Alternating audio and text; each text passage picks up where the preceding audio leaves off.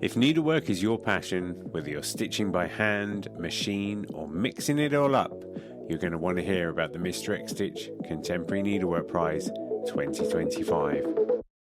This prize celebrates the best in modern stitch, and it's open to creatives from all around the world, whether you're a student or an emerging artist or a seasoned professional.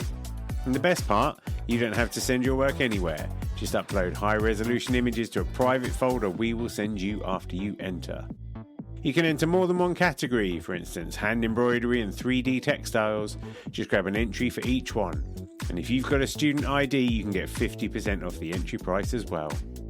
The deadline for entering is 30th of June 2025, and entries are now open at xstitchmag.com/prize-entry. Thanks to our brilliant sponsors, Bookmarked Hub by Search Press and David and Charles, and the legends at Lowry Workstands. If you've got the stitch bug, this is your time. Show us what you've got. Enter the prize now. Visit xstitchmag.com/prize-entry to get your ticket today.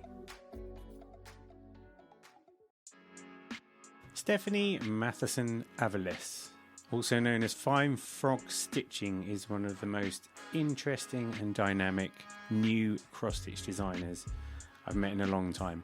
I say new, she's been around for like 3 or 4 years, but to be honest, Steph's come out of the gate swinging hard, and her background as a pixel artist gives her a confidence in her design aesthetic that you can just tell straight away.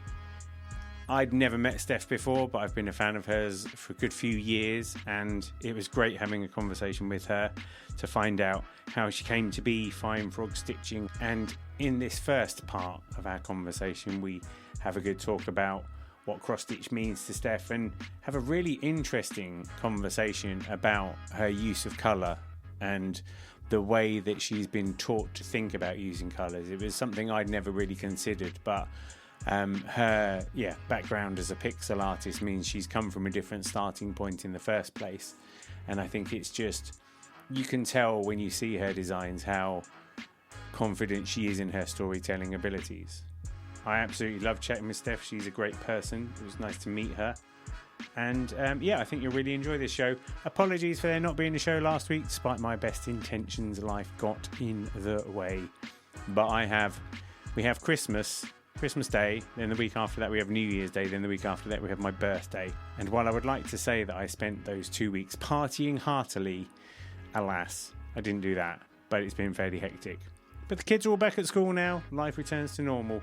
I'm glad to be back in your ears. I know you're going to love meeting Steph. So let's crack on, and I'll see you next week. Enjoy the show. Are you in Wisconsin? Yes, I am. Yes. I don't imagine, so England's view of America is probably the same as America's view of England, largely based on the news, probably wholly inaccurate. I think of Wisconsin, I think of cheese and trees. You know, you're not wrong. There's a lot of cheese, a lot of dairy farms. Like, cheese is part of the culture for sure. Right, yeah. But what's it like? What's Wisconsin like? Well, I want to preface this. I've lived here for 4 years. I'm not from here. Okay. It's very cold in the winters, but summers are gorgeous. So worth it for me. I'm more of a cold weather person anyway. Okay. But other than that, I do love the trees. There are a lot of trees here, which I lived in Texas for a while, which is the complete opposite. Yeah. Yeah. So where are you from originally? Complicated question. I was born in Baltimore, Maryland. Right. Over on the East Coast. But whenever I wasn't in school, we were always in Mexico with my family. With my family? The drug cartel? Not quite. I mean, we knew a couple, but... Right. No, my family, not the family. Yeah. Oh, right. So how come, what, just because, is it just like, say we might go to France or something, you're like, it's the next nearest different country or whatever. Like, again, we've got such a narrow view of Mexico. I literally know nothing. No, I mean, it's a very, depending on where you go in Mexico, it can be completely different. Like, to the south, there's jungles. To the north, there's deserts. My family's mostly in, the center area where it's very mountainous, at a very high elevation.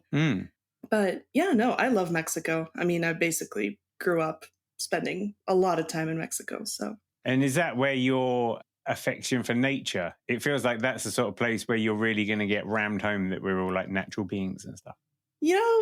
I would say not. I think my inspiration for my affinity for nature comes more from traveling the US. Okay. Because we have so many national parks that are absolutely wonderful.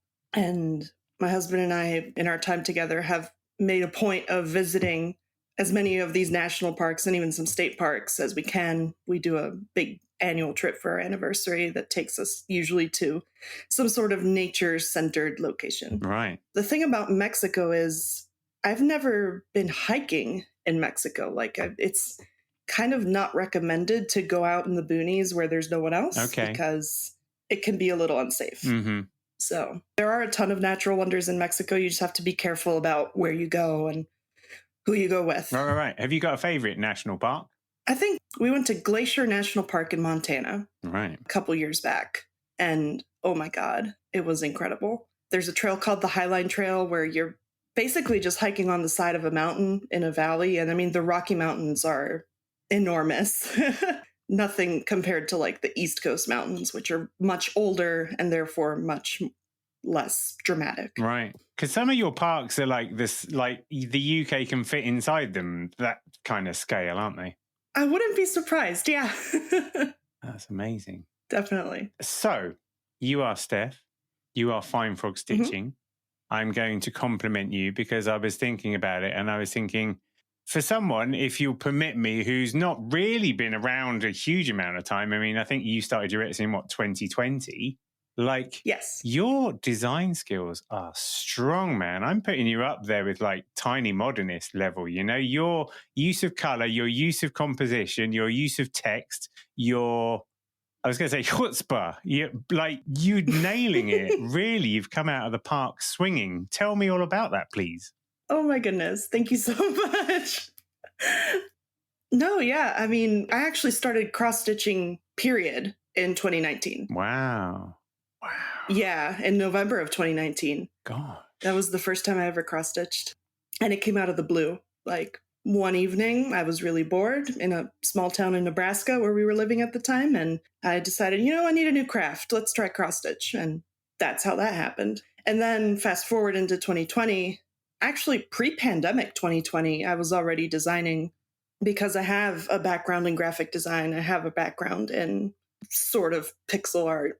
Right. Kind of. I was going to ask. Yeah, I did pixel art a little bit as a teenager and graphic design a lot since I was a teenager. And just various forms of art over the years. I was really into fine art photography for a couple years in there too. And you're a jewelry designer. I was. I actually no longer do that. I mean, yeah, it was something that kind of fell into my lap because I was working at a coffee shop. I don't like having my hair up, but I wanted earrings to make myself feel better about it. And it got to the point where I was, I'm making 2 or 3 pairs of each design. I might as well sell them. So that's kind of how that happened. And I realized this past January, that wasn't really what was calling to me. Very fortunate that I have my husband supporting me. I'm the same with my wife, I should add. Despite seeming like I'm something like a phenomenon, I'm glad, as I put it, my wife has a real job. It's very helpful. Yeah. I wasn't going to put it that way, but yeah.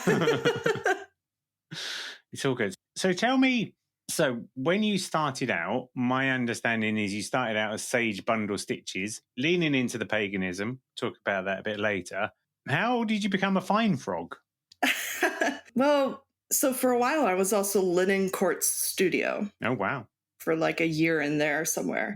The way it kind of progressed was I was Sage Bundle Stitches about, I want to say like maybe a year in, I realized, that's not the best name from a cultural appropriation perspective because a lot of, I guess in the US, a lot of indigenous tribes use sage cleansing and smudging as a closed practice.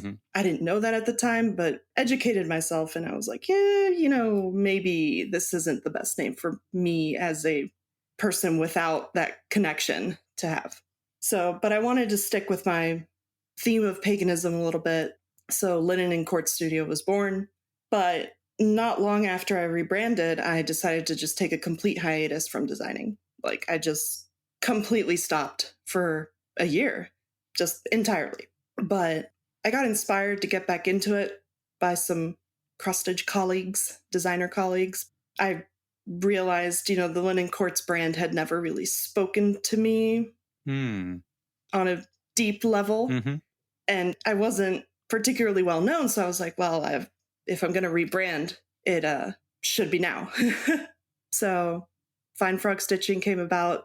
It was inspired by my most popular pattern to date, which is Saint Froggo. It's great. So it's what, do you know what? To cut in for a minute, it's annoying how good your patterns have come out from the start. It's annoying because you're so talented. God bless you. Oh, stop. Thank you. Yeah, Saint Froggo, he is by far to this day my most popular pattern. So I workshopped a couple names that had to do with him, and then ultimately ended up on Fine Frog Stitching. And how is it going with Fine Frog Stitching? So I've recently, in March, I decided to focus semi-full-time on it because I quit my jewelry. And it has been phenomenal. Like, I've seen insane growth this year, which is really exciting. Yeah. Because I've had the time to put into, and the knowledge too, that I learned from my jewelry business. I've had time to put that into practice for my cross-stitch business, and it has just gone really, really well. So I'd imagine, like, it's dreadful, right? So I started my Etsy store in 2008, and I got a notification from Etsy the other day, a month ago, going, congratulations, you've hit 700 sales. And I was like, I don't think I'm doing it right. I'm not sure what it is, because Claire Climbing Goat Designs, I love her, and she's had something like 50,000 sales or something ridiculous, and I'm just like, what? There's so many bits of my business that I look at and I go, well, why am I doing wrong there? I think mine is the example of try all the things but don't do any of them properly. Become Mr. XStitch. I mean, clearly you're doing something right. You've got your other things going on. There's something there, but I mean, this is the thing. This is the thing that fascinates me. But yours is a Shopify store, isn't it? Is it? Yes, it is. Yeah. I also have an Etsy, but I don't advertise it. Right. So I'm quite interested. Because there's loads of things I want to talk to you about, and some of them are very like the mechanical business of cross stitch and all those sorts of things. I tell you what, we'll get into the weeds a bit later, but I want to know what cross stitch means to you. It's my preferred art form, mainly because I work really well within constraints. That's why I love pixel art, and cross stitch takes it one step beyond. I like pixel art because there's only so many ways you can arrange pixels. So you have to be really creative to find the right one, the just right way of putting everything together. And like I said, cross stitch takes that a step further by imposing color restrictions on that. Yeah. I design solely in DMC. So, there's only so many colors I have available for my palette. And I find that really inspiring in a way. Like that spurs my creativity. So you see it, don't you? Pixel artists do often thrive on you've got 4 colors and you've got 128 squares, make something magic. Kind of like that really pushes pixel artist buttons, doesn't it? Yes. I love that sort of thing. Quote unquote normal drawing intimidates the hell out of me. Yeah. Because there's just so many ways of doing so many things, and curves are intimidating. But give you a bit of dithering and you're all over it. Oh, yeah. So because I suppose that does explain it, because I was trying to work out, like, I'm aware that you did photography, and I think there's something about you did some big billboards as well. Was that a photography project, or was that a broader design project? No, that was a design project I did for a high school I was working at in Texas. I worked as a communications manager person at a private high school in Texas. That was like my favorite job ever. I ended up quitting that to go to college, but yeah, that's what that was for. The billboards were a work project. And have you always had a good sense of design? Has that always felt like something that you're good at? Yes. I started web design and graphic design when I was about 11 years old. Wow. Yeah, it was my hobby. And was pixel art wrapped up in all of that kind of exploration stuff then? Somewhere in the age range of 13, 14, yeah, I had a little pixel art phase. Because it never turned into anything crazy. Right. Because it's still quite an emerging art form, I think. Weirdly, isn't it? Mm-hmm. Yeah. Yeah, definitely. But the thing I always love about it is when you see people, I work with a few pixel art designers within the magazine. Pixel Cars is a great example. Dino from Croatia just does cars. But what I love is that pixel artists aren't bound up by the same kind of history of cross stitch. So in the same way as like I'm a guy who starts cross stitching, so I never started doing flowery borders or whatever. I've always, your starting point is different, so your creative path's different. That's the same for you guys, right? Yeah, I mean, I think once you have that like intellectual shift into cross stitch is just analog pixel art, that kind of opens a whole new set of possibilities as to what you can design and how you can design it, especially when it comes to color and perspective. Like a lot of my work, I don't do samplers. I don't do two-dimensional designs, for lack of a better word. A lot of my work is illustrative and has a lot of dimension to it in the style of actual portraits. And I think, I don't know, I haven't been in the cross-stitch world for too long, but I feel like that is a very recent kind of style that has emerged more in contemporary cross-stitch design. I could be completely wrong, but for me, that style is inspired more by the pixel art side of things than it is by the traditional cross-stitch rules. Yeah. And you can see that, I think. Like I think one of the things that's really stunning is your color decision making, whether it's a whale or a bird, you don't go for the obvious stuff. And I think there is that fantastical element. It is very video gamey. It's very like fearless. It's like all bets are off. You can just do whatever feels right. Does that sound about right? Yeah. I've always loved experimenting with color, like all my artistic endeavors. I think that started with a high school teacher. Her name was Miss O'Donnell. Shout out to Miss O'Donnell if you're listening. Her big piece of advice. Yeah, she probably isn't. She might be gone by now. Her one big piece of color advice that just really stuck with me and made me think about color differently was never use black, which sounds like an odd piece of advice, but her reasoning was, if you feel the need to use black, because this was a beginner's art class in high school, if you feel the need to use black for shadows or something like that, there is always a better choice. There is always a more creative choice that will look more natural and make it more interesting. Yeah. And like I said, that kind of changed how I think about color a lot. To this day, I rarely use black in my designs. Would the same hold true for using white? I would say so. I would say white is a little different because white as a highlight represents an abundance of light, whereas black is a complete absence of light and absence of color. We as humans, as the light level of our surroundings decreases, we stop seeing color. Like in dim light, we just don't see color. That's not how our eyes work. So I'd say it's a little different. It's just made me think, we've got this flower in our back garden and my wife's going to shoot me because I don't know the name of it. It's a sort of yellow flower. But one thing that's really noticeable about it is when the light goes down, as you say, a lot of the other flower colours and plant colours kind of fade into the background. But this yellow still sits out a bit. It's like one of the last colours to kind of fade, which is really interesting. I wonder if it's like a frequency thing or something. Yeah, probably. Frequencies of light are interesting to me. And then just how we perceive color. Yeah. Can you tell me about it? Have you got a thesis? Oh, I mean, not necessarily. I haven't given it a lot of scholarly thought, but I do find the concept of, as light levels go down, we stop seeing color. I've always found that concept interesting. And I think it also informs how I decide to color certain things. I mean, ambient light changes colors in ways that we don't realize. Like, if you take a photograph of an object at dusk, it may seem like a red object, but then when you go in and use the color drop tool on the digital photograph, it can be a totally different color. Right. Does that make any sense? I think so. Do you know what it reminds me of? There was that optical illusion, wasn't there, about that dress? Was it like, is the dress white and gold or is the dress black and something? That is a much better example, yes. Like if you take the photograph and run it through Photoshop and use the eyedropper tool, I believe it comes out to black and blue.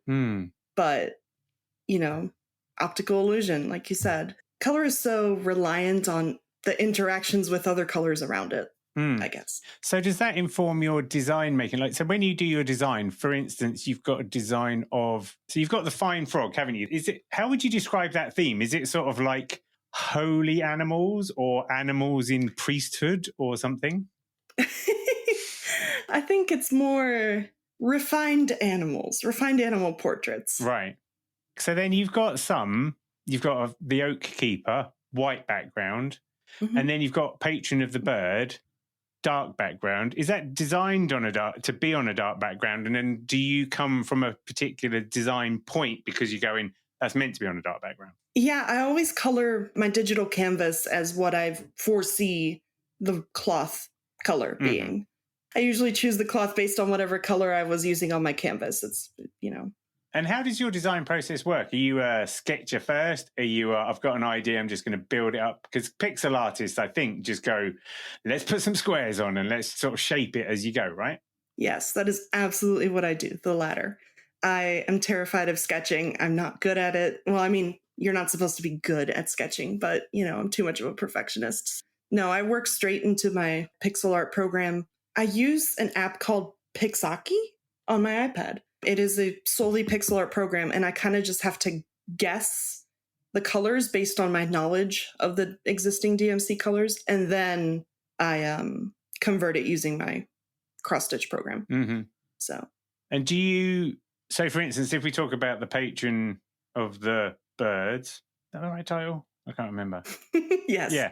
Yes. How do you build that idea up? Have you got an idea as a sort of finished vision in your head that you have to put down? Or you're like, it starts out as being a flamingo and it ends up being a goose? No, I definitely have. I have the concept nailed down. And what's kind of fluid is the execution. I had this idea of a saintly goose, and I decided pretty early on into drafting it that I wanted to be flipping the bird. Well, because, geese have this reputation of being, kind of flippant and uncaring. Yeah. So, but that's really all I knew. I always start with the animal's face or the animal's defining features and then work from there. The last thing I ever do is the robes and the clothing. Okay. Yeah, that's the last thing I ever work on because that's just not as important to me. So I work on the central pieces first. Right. And has the idea, like, say, for instance, with the robes and the clothing, has that ever, like, changed by the time you've finished the figure because the figure has redefined their own, like, being? Yeah, for sure. The biggest change that happens to the clothing is probably color. And that very much changes based on the personality that this animal has kind of shown itself to have. So, and also the form that the robes take changes. I find that a little challenging to figure out exactly how the robes are going to look or how the clothing is going to look. But yeah, things definitely change based on, again, the personality that the creature is kind of putting out. Do you use external references? Because I like comic books, and sometimes you think being a comic book artist, you draw stuff, but you don't. You have books about every single reference all around you so that you get it looking right. Is it similar? I heavily use references, yes. I'm not good at drawing just from my mind's eye. I can do shading from my mind's eye, but like blocking out the basic shapes, I really need a reference for that. Even if it's a snail with his ship in a bottle on its back. That one I might have actually just drawn. Snails are pretty easy for me. When in doubt, draw a snail. It's a good metaphor. If in doubt, yeah. I like the sound of that. Because, I mean, how many patterns would you say, how many have you got in your shop off the top of your head? Do you know? Ooh, I think in the shop right now, I might have 30 to 40. Right. And is your process, are they starting to line up into categories of designs? Because I feel, this is my sense, is you make a thing and then another idea has come along and it needn't necessarily be a follow-on to the other idea. I feel like you're one of those kind of channeling ideas kind of people. Like there are people who are like scientific about this and there are people who are conduits, and you feel like a conduit to me. I've always found inspiration to be really challenging for me, actually. I'm not one of those people who has too many ideas in too little time. I'm kind of the opposite. But when I do get an idea, it is kind of, like you say, I'm more of a conduit kind of person. And one thing usually does lead to another. Like St. Froggo led to all my other saintly animals down the line. And I think that, that's how I've kind of narrowed down my style. Does one saint follow on to another saint, or do you have to do like a bird in the middle or another slightly odd thing like a whale, and then you're back on the saints again? The main reason I don't just stick to the saints is because I'm worried about boring my audience. That's the main reason I don't lean too heavily into that. I do try to stick some other things in the mix. But I sometimes wonder whether some people, like I did this interview with Sally Wilson, who's super creative. With her work, you can only really get a sense of how creative she is by looking at all of it. And I sometimes feel like you might end up on that path because you're doing pieces of a puzzle and you don't know what the full jigsaw is yet. You're just doing the pieces of the puzzle. And it may be there's 5 smaller puzzles that you're building, or it might be some kind of magnum opus. But I feel like it's just an iterative, like throughput thing that's going in a direction. And sometimes you just need to not get in the way of that direction. Yeah, I can see how that applies. Yes. I'm kind of building up a small pantheon of saints over here. On the other hand, my stuff does tend to fall into different series as saintly animals. I do also have my posters, the, ominous posters. It's like a nice counterbalance, like the black market specimens. Yeah. I love it. So, yeah, I tend to categorize things and continue on certain threads. And when you're building these characters and building these words, like I know you've got a background in like creative writing, haven't you? I think you studied that. So are you making stories up for these people as you go along? Like, is that something that you're writing down on the side and you might make a book one day sort of thing? If you look at my product descriptions, a lot of them do actually have small stories attached, yes. So, yeah, I definitely create a narrative in my head of these creatures and what they're up to. It's usually not anything more than just a paragraph of flash fiction, but I find that fun. Yeah. I could see that. It feels like a natural fit. Because I think that was, when I was trying to put the pieces of you together, as it were, I was like, well, you were a storyteller. And I guess that's what's interesting is maybe, because how long ago was it that you did your degree? I graduated in 2018. Right. So there's been quite a bit of water under the bridge. Were you sort of still writing all along the way? Have you always done a bit of writing here and there? Is it something you continue to practice? Actually, after my degree, I got kind of burnt out on it. Mm-hmm. So I don't do any writing for myself, like on the side anymore, outside of how it pertains to cross stitch. That's something I kind of stopped doing. But then it's interesting that these characters give you an excuse to get back into that little groove again. Yeah. No, it's nice because it does give me an excuse to write something short and low stakes, because prior to this, I was writing short stories and trying to get published here and there. And it was just really stressful. But no, this is a great low stakes way of tapping into that same energy. And I enjoy it. I was thinking about Jack Roberts when he does his machine embroidery and how he makes films as part of it. And it's almost like the two things have just naturally become his creative output. So they're separate, but they're together in the same way. And I wonder whether that's something that you'll end up evolving down, because it feels like you are building this world, aren't you, bit by bit? Mm-hmm. Yeah.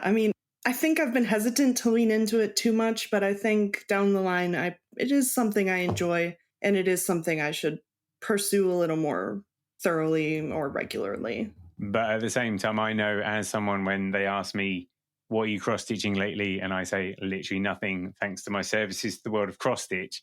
Anytime, doing things for fun and doing things for work are quite different, even if they're things you really enjoy. Are you quite, because of your degree, you quite aware of that? Yeah, writing for my degree was, I'm not going to say it was pulling teeth, but it was, it did get difficult by the end. Yeah. I definitely got a little disillusioned with it. But part of that is because my mental health was just in shambles back then. Is it because it's not fun? No, it is fun. I find it more fun now that it's, like I said, lower stakes. No one's grading me on it. I'm not trying to get it published. It doesn't have to be perfect. And I think that's what gets me in both writing and art. I'm such a perfectionist. It's really difficult for me to do something and not feel the need to just get it right the first time. Is it easy? That's one of my biggest flaws as an artist. Yeah, but maybe it's easier to deliver perfection on your terms. Maybe the challenge is when it's someone else's sense of perfection. Yeah. I mean, a great example is my undergraduate thesis was a novella, because that's just what you do in the creative writing program. Right. And it was a great little piece of writing until my thesis director got involved and started kind of pigeonholing me and trying to guide me into what she wanted. And that was a big lesson for me. Like, I should avoid letting people tell me what to do in my art and my writing, because then it becomes something disjointed and just starts not making sense. And it was very literal and very clear in that thesis piece that, you know, things kind of fell apart at the seams once I started listening to her. Yeah. So I've been trying to avoid that in my visual art endeavors. I suppose it's the difference between if you're like a commercial artist and you're just doing what people are asking you to do, which is an entirely different mindset from the start, right? Whereas if you're making something true to you and someone goes, I want a different version of true to you. And it's like, how are you supposed to do that? Yeah. And that's been one of my struggles because, you know, I do want this to be a business for me. Mm-hmm. I do want this to eventually turn into a real source of income for me. Mm-hmm. But at the same time, I want to remain true to my vision because ultimately my core audience is going to appreciate that more than just going with trends and pandering to the general public. That has been really hard for me because I'm very much seek external validation in my work. Again, another big flaw of mine. But I'm working past that because I don't want outside forces to influence my work too much, because I've seen what happens. Thanks for joining me on another Needle Exchange. I hope you enjoyed the show. I'd love to hear from you, so feel free to email hello@needle.exchange, that's NEEDL.exchange, with any thoughts, comments or feedback. And if you want to keep up with all the news, sign up to the Needle Exchange mailing list at bit.ly/needleexchange. See you next time.